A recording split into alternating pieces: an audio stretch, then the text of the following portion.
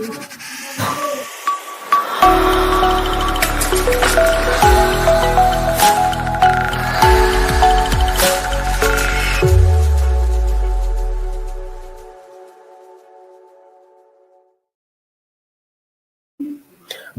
champions, and I want to welcome you to Live with Chatufa.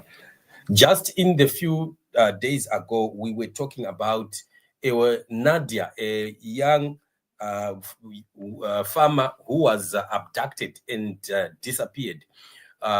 We heard from the sources saying that there is involvement of the son of Matiza, the late, I think it's Joe Matiza, as well as the director of information of ZANU-PF, who happens to be Farai Marapira.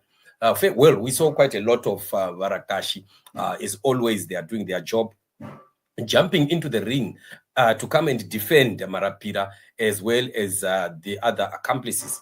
But the good news is that the abducted and disappeared Nadia has been found, though injured and dragged in Mutare.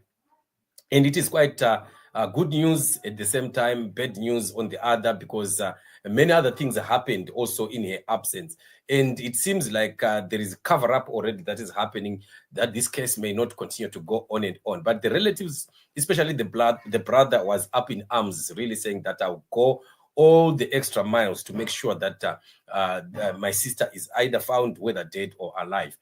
Crime Watch Zimbabwe saying, said update, please share. Things are not looking good for our sister Nadia, who has been missing for 5 days after being abducted by unknown individuals. Police Zimbabwe has yet to provide any useful information.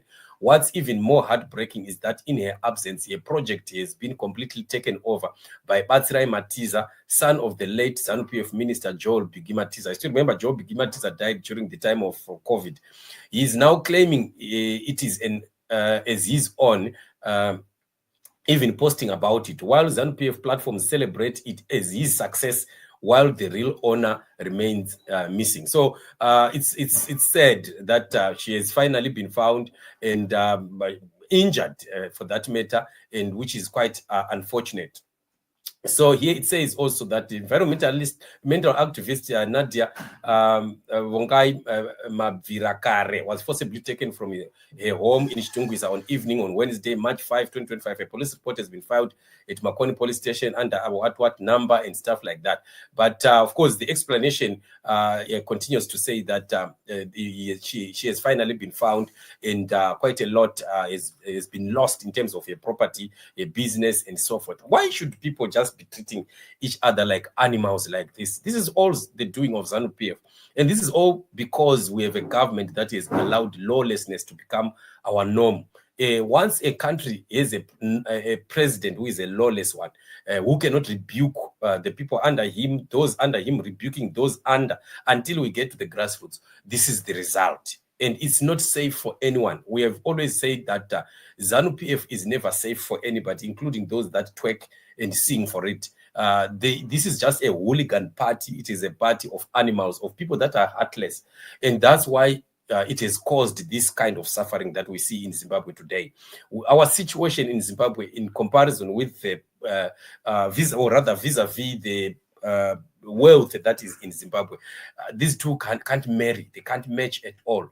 A very rich country in terms of mineral resources, a very good climate, productive land, but we are the starving nation of the world, the most poorest of all nations that anybody can talk about. And this is exactly what we are saying. So we need really to work extra hard when it comes to the issue of fighting to restore Zimbabwe. The war to remove Mnangagwa and ZANU-PF must not stop. In fact, with the gear that we are in right now, as we wait for the signal that is coming from Comrade Geza and team, is supposed to be utilized so vividly. And I thank God that people are working extra hard. The messages are getting out there that people must ready themselves to make sure that we take part in this. We need to do something. We can't continue to watch Mnangagwa doing what he wants willy-nilly. We can't continue to be oppressed by only about 1,000 or less people, and they are oppressing 16 million or more people. That is uncalled for. It is unacceptable. and we need to continue fighting until victory is certain. Zimbabwe is going to be freed. Zimbabwe will be free. And those that think that they are untouchable and invincible, they are lying to themselves. Mnangagwa and his team and those that are singing praises of him, very, very soon, they will be left with an egg on their face. In fact, we are going to be hunting them down so they can pay for all the wrongs that they've done against the people of Zimbabwe. Anzi Mosha Irovi and Mosha Iwori, whatever, Anzi Kanagaliboli, whatever that they are doing, it is going to come back again and haunt them. So let's just watch the space. 31st March is coming. Zimbabwe, be ready to push the enemy out of our territory. And we need to take back what belongs to us. We fix Zimbabwe. Zimbabweans all over the world come back home, and we begin to march towards a great Zimbabwe that will cater for everyone, that will care for everyone. And that is all that we need. It is not too much to ask. It is just a fundamental right of the people of Zimbabwe to have a country that cares, that works, a country that gives equal opportunities to its people. Simple and straight.